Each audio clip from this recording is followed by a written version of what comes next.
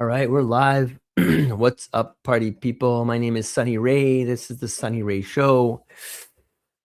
This will be interview number 2 for the day. I've got a very interesting guest. This gentleman holds over 300 patents. His name is Antonio Forenza. He's a co-founder of a company called Aware, and he's working on neurotech and AI wearables. Very, very interesting. He's essentially built a smart ear EEG wearable that has machine learning embedded in it to track stress, focus, and emotion with an AI coach in app. So fascinating person. He's an Italian-born engineer, an inventor who spent 2 decades at the frontier of wireless before turning towards the human brain. He earned his PhD in electrical and computer engineering at the University of Texas, Austin. He worked at Samsung's research lab in Freescale Semiconductor. He holds, like I said, more than 300 patents worldwide on signal processing and AI, and authored numerous IEEE papers on MIMO backbone, which is the backbone of modern 4G and 5G. So I am going to bring on Antonio. Antonio, wow, what a what an incredible back. I felt like yesterday's UFC match, bringing on some of these like champions. Like you've done some great work. Where are you calling in from today? Thank you, Sandy. Thanks for having me here. I'm here in San Francisco, actually. In San Francisco. Good. So kick us off, maybe in your words. Tell us what, and am I saying it right? Is it aware or aware? How do you pronounce it Aware, properly? yeah, we call it Aware. aware. Okay. Okay, so aware. So I guess I don't know. I don't know if you've heard of Muse. Yeah, Have you heard of Muse? So I of bought course. that, I don't know, 5 years ago. I think it's in one of these drawers somewhere. I don't reuse it, but Yeah, I remember when it worked, it was quite amusing. yeah, And it was also delightful to be able to kind of see the depth of my meditation, right? And whether it's working or not. And that was my first like kind of, whoa, okay, this type of sensing technology could be groundbreaking. So talk to me. What are you guys building? What's got you excited these days? yeah. So, Aware is a wearable that uses EEG technology, like you said. It tracks your brainwaves continuously, and and then gives you personalized insights and actionable tips to help you live a healthier life, to understand your mind, your brain, and help you live a healthier life. It's in the form of a tiny device that sits behind your ear. Looks like this. There's an ear patch that is attached to behind my ear with medical grade adhesives.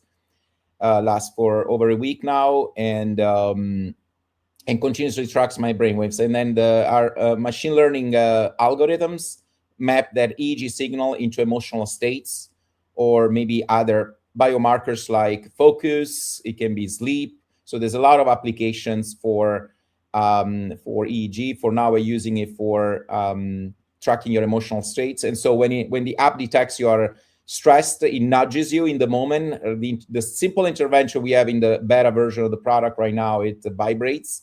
The phone vibrates and reminds you, does a soothing vibration to remind you to do some mindfulness exercises like breathing exercise, or go for a walk maybe, or just doing some mindfulness to recalibrate your nervous system in real time. And so that's what Aware it's all about, is to bring the awareness in real time of your nervous system and help you recalibrate and get the positive reinforcement of what practices like meditation do to your nervous system. And what's very unique about our wearable compared to other neurotech devices that you mentioned, some is the form factor. So because we wanted a continuous monitoring, just like the Oura Ring or the Whoop, they continually monitor your biomarkers in the background. We wanted the same user experience for our neurotech device. And so what's different compared to other neurotech companies, while they are designed for focus or specific use cases, meditation, our use case is different. So we had to come up with a form factor that people feel compelled to wear every day. So that's why we put it behind your ear and we miniaturize it for enabling this continuous monitoring. So not only have I played with Muse, I spent 8 years in real-time control systems. I worked for a gentleman by the name of Dr. Jacob Apkarian, who was essentially a really, really smart professor who essentially started this company called Quanzer to build hardware for real-time control systems professors all over the world. So I remember one of the things we did in the lab, this is like a long time ago, 13, 14 years ago or something, right?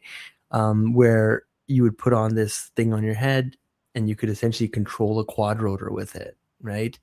And the way you'd calibrate it is you'd be like, okay, think moving the quad rotor to the right, moving the quad rotor to the right. And then it would snap a picture of whatever those brainwaves look like. And then that's how it would know what moving it to the right would look like. So where my question is that what you're doing? Like, meaning, are you like asking me, okay, I'm stressed out right now. So like take a picture of what your brain looks like and that's how you figure out what stress is? Or do you have some other way of like recognizing that, oh my God, these parts of the brain are acting up for Sunny, therefore he must be super stressed out? Do you know what I'm asking?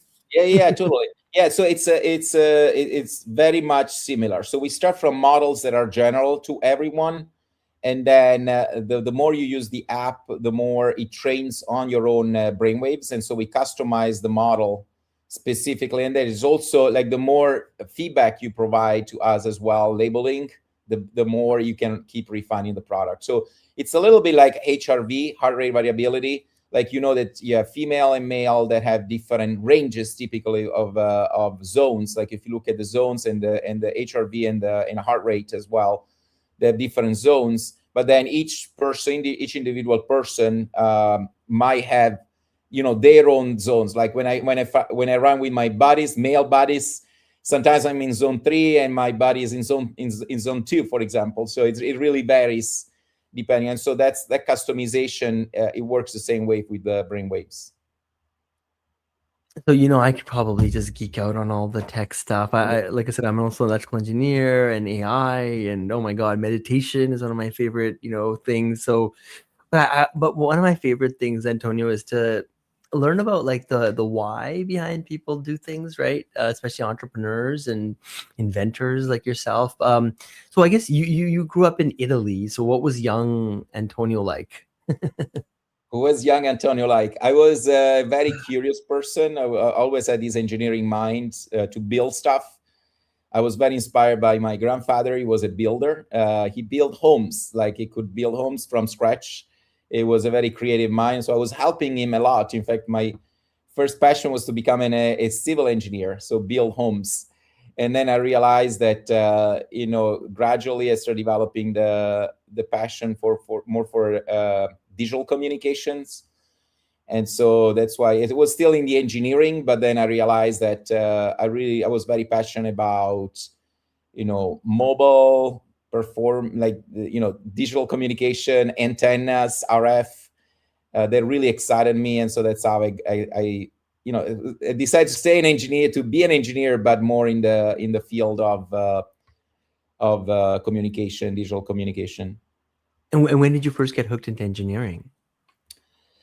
Well, I mean, since the early stage, but it really when during it was mainly during my college. That's when I really went hands on. I always liked to build stuff, but really became much more hands on, especially in telecommunications when during my master.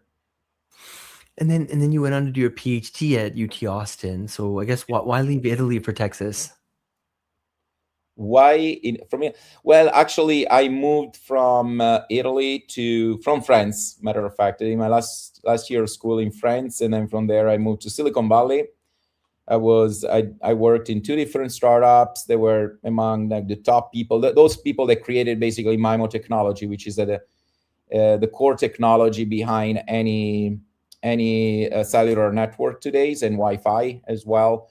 So like those two startups where I worked on sort of created the foundation for this groundbreaking technology over 20 years ago now. That now it's any cell phone, any Wi-Fi modem, and so that really inspired me to not just build a product but go a little bit deeper. And so that's why actually I met one of those companies. I met my PhD advisor, and then I decided to pursue the PhD with him. He was at UT Austin, and so decided to join him. And early on, you also worked at Samsung and Freescale. So I guess what stuck with you from there? Okay, so Samsung. I worked in Korea actually. So first thing is that's just the cultural difference. Living 3 months in Korea, it was amazing. It was just the first time living outside the U.S. or Europe. A very different culture. Just when you work in big companies, is I think what you learn is really the framework of doing research. It was the research center, Samsung Advanced Institute of Technology, is where all the core research of Samsung starts from that institute. It's just like 30 minutes out of Seoul. And I think that that's the biggest takeaway that you get from the big companies, big corporations. Really gives you the structure on how to do research, how to build, how to translate a research, then finally into a product. So that was, I think, the biggest takeaway. And Freescale was the same way. That was in Austin. It was a summer internship during my PhD, and so I think the nice thing of internship is really getting the hands-on experience in building a product. So going from a research, an idea, research, publication into an actual product. So you hold nearly 300 patents. I don't think I've ever even met someone with that many patents. So when did you realize you were an inventor? Just by writing, by building, creating new stuff, creating product, and filing patents. I don't know. I don't think that I decided to become an inventor. Just building new stuff. It just so turns out that starting first with publications in the academic world, and then building an actual concrete product. And I think it's a consequence of building a product. Even now that where we filed so many patents, and it's just as you build stuff, it's inevitable to create something new, right? And then when you recognize that there is something new, then you file a patent out of it. So I don't think it was a decision of mine. It was mainly like just you get things done. You build a product, and then you find what's inventive compared to prior art. So at Reardon, you bet a decade on P-cell, right? So I guess what made you believe in that technology? So that started right after my PhD. It was my business partner who brought me in, and it was a very exciting idea. So we start. That's actually that's a one example where started from really an initial idea, build a prototype. We filed numerous patents on it, and then build a product around it. They finally deployed it. So with that company, I really experienced the full chain of going from an idea into consumer product, which is, by the way, what we're doing at Aware as well. Starting from what I'm very passionate about is starting from fundamental research, things that can, like deep tech solutions that can truly solve a big problem. In that case, the big problem was cellular infrastructure are expensive, and cellular infrastructure are limited in capacity. Okay, that's why MIMO solved a big part. The big revolution with cellular networks was with 4G. That's when you saw a massive jump in terms of connectivity speeds and the ability to really stream videos and stream, all type of contents on a mobile platform. And then the second thing is really the cost, the total cost of ownership. All the old version of cellular networks were all hardware based, and so gradually, especially with 5G and more going towards 6G, everything is moving towards that direction, more like virtualization, running in the cloud or at the edge. And so what we did at Artemis with that technology, first Reardon Labs, and then Artemis, was build these two core technologies. So the virtualization part, so keep the base station itself very simple, becomes just an RF, D2A and an RF, very simplified, and then run everything in the cloud or the edge on the data center. So that was the first major innovation. And the second innovation was extending the capability of MIMO technology. So MIMO, you typically see Wi-Fi access point with 4 to 8 antennas at most. So what if you could have many more of those antennas, which nowadays in the 5G and 6G is called either massive MIMO or network MIMO. When you have multiple antennas, now they are all cooperating to increase the connectivity speed. And so that's what we developed in Artemis. It was like the first groundbreaking technology, and we actually deployed it, not just wrote research papers, but we actually deployed it, and where you can actually demonstrate that you can use interference to your advantage to enhance dramatically the connectivity speed on cellular networks. Cool. So I was gonna ask you, so what did, I mean, I think some people said that you guys were breaking the laws of physics or something, right? When you pulled this off. So how did that feel? We never broke the laws of physics. Journalists, they like to say all kind of stuff, but we never broke them. Just implement the laws of physics. And basically the core principle is that if you have, like, when you have multiple antennas on the same area, right, you can increase the capacity, right? But it's this still is called spatial diversity. So the more the two antennas you are far apart, the more diversity you get. So the more connectivity, right, you can bring on the over the wireless channel. Now, if you have 64 antennas all in one spot, which is what massive MIMO is about, right? You can increase the spatial diversity, you can increase connectivity, but there's a limitation to what you can do. And so the idea is that going from that scenario to antenna, they're now spread out across an entire area. And the core point instead is, instead of having all these base stations that are sort of fighting with each other, it's like when you are in a room during an event and everybody starts speaking, right? And the louder you speak, the more your neighbors start speaking louder and louder and louder, and in the end, nobody can understand what's going on. That's the interference, right? Now, what if you could have all these people talk in a coordinated fashion? So that was the example, the metaphor for sound waves, but radio waves act the same way. And so we didn't break the laws of physics. We just exploited the laws of physics in a much more efficient way. So with the same infrastructure, now you can create so much more capacity by leveraging interference across different base stations. I like I said, I study electrical engineering, so I can picture a lot of what you're saying. That's super interesting. So I guess what did I guess before we switch gears, what did pushing this like moonshot idea like teach you about conviction? Conviction. Well, it taught me a lot of things. Like the first startup is always like you learn so much from the first startup, right? And it's hard sometimes when you fail to stick to it. But how many rockets did it take to Elon Musk until he was able to launch the first and land the first reusable rocket successors? I feel it's a very similar experience where I'm very inspired actually by his work, and I think that's what's deep tech is all about, and bringing new innovative technology.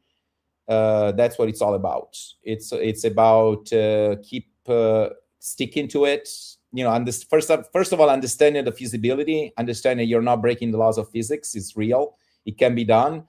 And then the point is going from an idea or maybe something that is in academic world and gradually making more and more and more real, right? So that's the difference between an academic paper and a real product is now how you build it. As long as you know that it's doable, right? If it's doable on paper, it's all about an iterative process of failures and learning,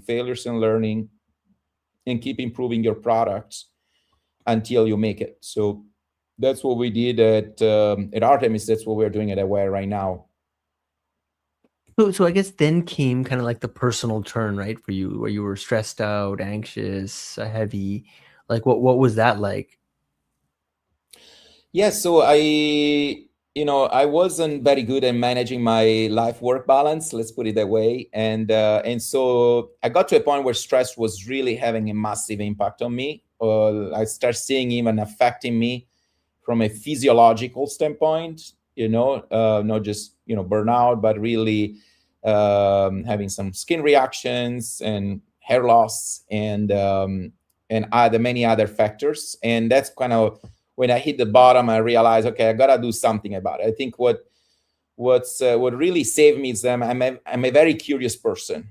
Like I just want to learn, constantly learn, and so I start questioning myself: is this the right way to do it? And I start exploring many different things, many different types of meditation techniques, many different types of interventions, mental health interventions, and until I realized, there was this meditation teacher that really transformed my life. This was 8 years ago.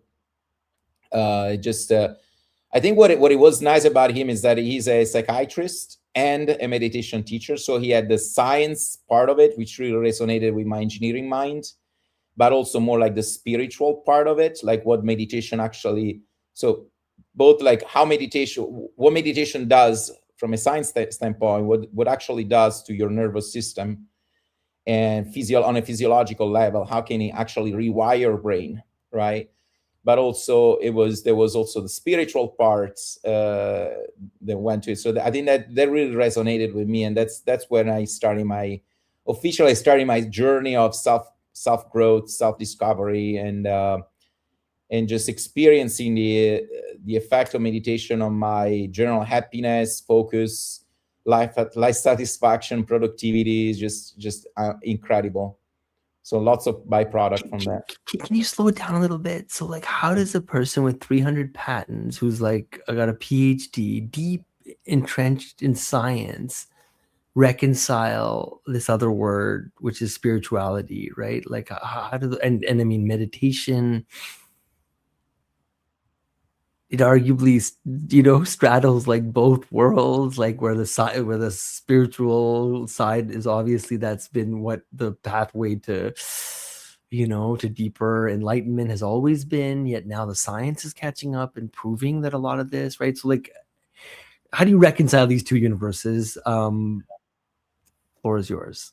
Yeah, I think the meditation practice is one of the oldest practices. It's like 2,500 years old, right? From Buddha. If you start from the Buddha, right, like Vipassana meditation, which is what I practice right now. So it's a very old technique, and then it took so many years to scientists to actually prove that it works. It's only in the last 10 years that the neuroscience starts actually measure the effect of meditation on our nervous system and see the beneficial effects. So I think it's up to you to decide when you want to look at the spiritual part or more the science part. For me, it was really because of my scientist mind. It was really, I think I had to understand it, what it does to my nervous system before I actually start adopting it. And I think it was a combination of two. It's just going to these meditation sessions. It was just completely calm me down. So I saw the short-term benefits, but also the science behind it. So I'm not sure I came too much from the angle of the spiritual part, although I was born and raised Catholic, so I have some spiritual part of me that is within my DNA because of my Italian upbringing in the Catholic world. But I think what got me really curious about meditation is really more like the science part. But it still was a combination, was the effect of feeling it in real time, that I was coming down after these 1 hour meditation sessions, and what on a physiological level meditation was gonna do to my nervous system.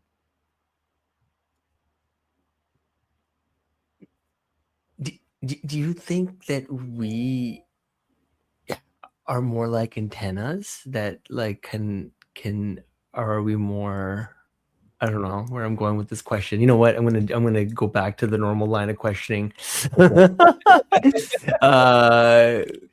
Yeah, I think this quantum stuff is quite interesting. I don't know if you ever heard of a guy named Dr. Joe Dispenza, but he was kind of like my final like bridge between the two worlds. But he's very, very, I find him to be grounded in science and using measurement and things that engineers can understand.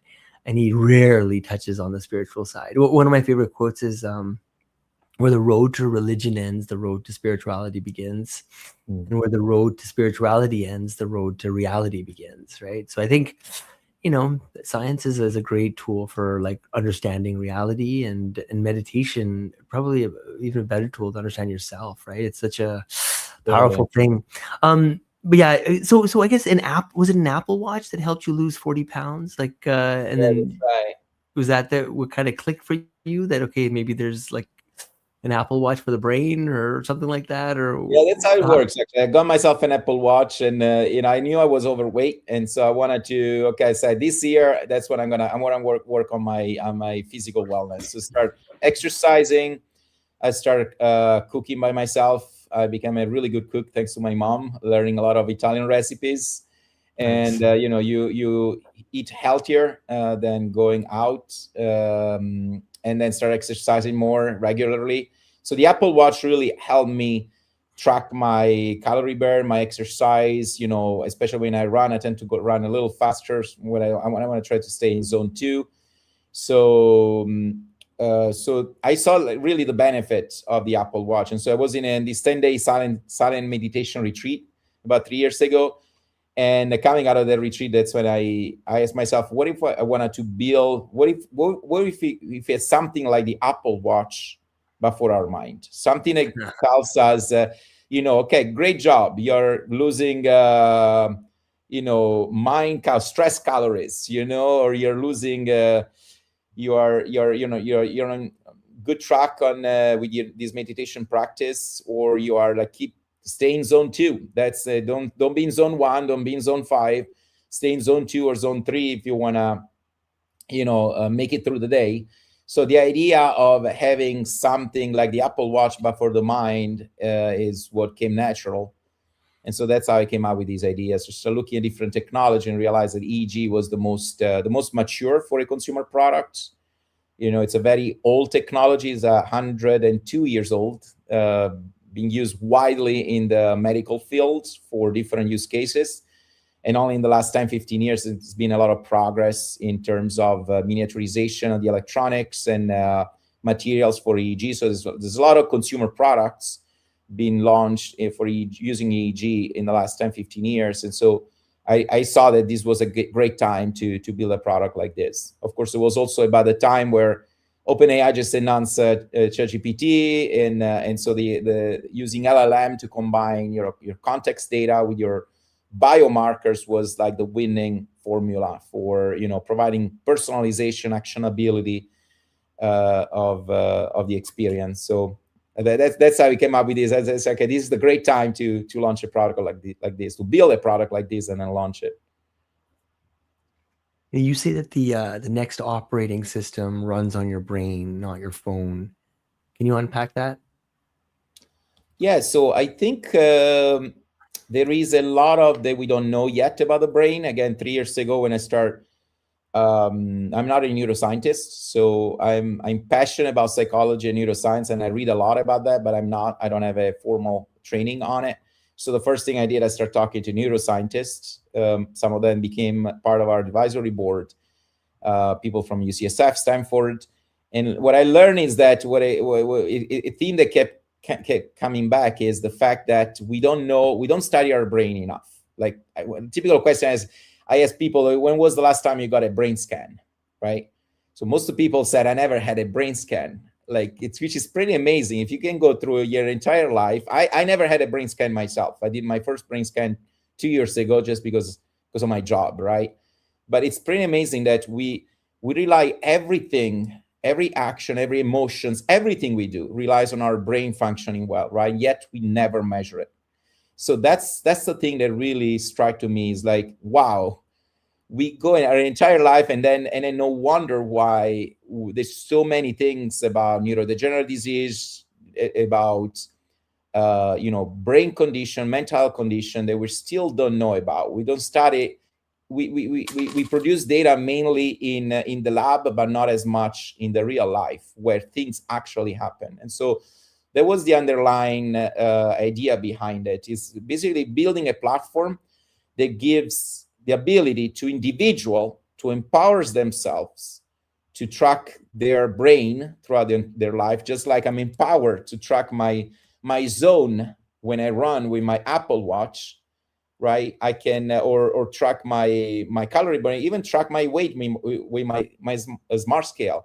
Can we build something for individual to empower themselves to take control of their mental wellness, right? But also empower researchers, empower any research organization, maybe in clinical settings, to study the brain outside of the lab. And so that's why we just last week we launched Aware Labs, which is a platform where we give the ability to researchers and to run their own studies, get the Aware device for their participant and run their own study and collect massive amount of longitudinal data, brain data from their participants. Is Stanford testing Aware in a clinic right now, or did I misread? Stanford has been using Aware for the last 17 months. They use it for a specific use case called delirium. It's a inflammation of your brain that happens to 3 million Americans every year, 40% mortality rate after a year. And it typically happens right after the surgery. They're still trying to figure out why it happens, but basically they've been using our device to detect. So they need a way that is discrete, a device that is discrete, so you can carry easily and continuously monitoring your brain waves as you come out of surgery to detect if you got delirium. And actually, after 17 months, they got tons of data. We detected actually multiple cases of delirium at Stanford Hospital, which is really rewarding and really, it's really great to see that a piece of hardware that we build is having direct impact on people's lives. So it's something I'm very proud of. But yeah, the collaboration with Stanford has been phenomenal. So now they're gradually transitioned from research to clinical. And then many other organizations. We're working with UCSF on psychedelics research for mental health applications. We're working, starting collaboration of sleep apnea, on seizure detection. There's another group at Stanford who wants to use it for detecting hypoglycemia. Turns out that EEG can be used also for hypoglycemia. And so there's a lot of applications for So EEG. exciting. Yeah. So exciting. I have a million questions, but I think we're at the end of the interview here. So I'll maybe we can do a part 2 if you're ever up for it. But this is insanely impressive. I guess just finish with this one. 10 years out, what does brain technology give people that, they don't have today? So I think it can be as simple as the ability to, detect conditions that they go, under the radar. It can be a traumatic brain injury that eventually degenerates into, accelerates maybe neurodegenerative disease. Think in the NFL world, boxing, and can be seizure detection, can be detecting ahead of time, can be just your emotional states. That's what we're doing for the consumer product, is like, how stressed am I? Like, am I getting consistently stressed? And it's been proved that consistent stress leads to chronic stress, eventually leads to depression, burnout. And we know that once we are in that condition, it actually accelerates many conditions like autoimmune disease, neurodegenerative disease. So it's like a chain reaction. Can we tackle that at the very onset? So Aware provides a platform, and that's what I see in 10 years from now. We'll look back and we'll ask ourselves, how could we not possibly be tracking our brain continuously? It will be like almost like a aha moment in 10 years from now, right? We'll look back and see how is it possible we're not doing it. And so that's what empowers us to really take control before we degenerate in chronic stress. It's really see day to day what happens to our brain. So I think this is the future. Of course, there's many other applications. There's more like invasive BCI, like Neuralink. What they're doing, giving the ability to people to do things, maybe move a mouse or interact with the physical world when they're not able to do that anymore. So there's a lot of application for BCI, both invasive and non-invasive. And I think that's the future. That's what we're going to see more and more in 10 years. Someone, I forget who said this, but the word, disease comes from dis-ease. It's It's true. Yeah. Good So point. Yeah. yeah, so finding more ease in kind of your daily operation and life is, I think, is the way to go. So Antonio, amazing. Congratulations on all your success. 300 patents. Look at this guy. Crazy. Man, if I was walking around, like, I'd think I was like Bruce Wayne or something. That's something else. Antonio, thank you so much. Thank you all. We have almost, well, quite a few people listening. Thank you for tuning in. And until next time, Antonio, hang back for 1 minute. I'm going to bring this live stream to an end.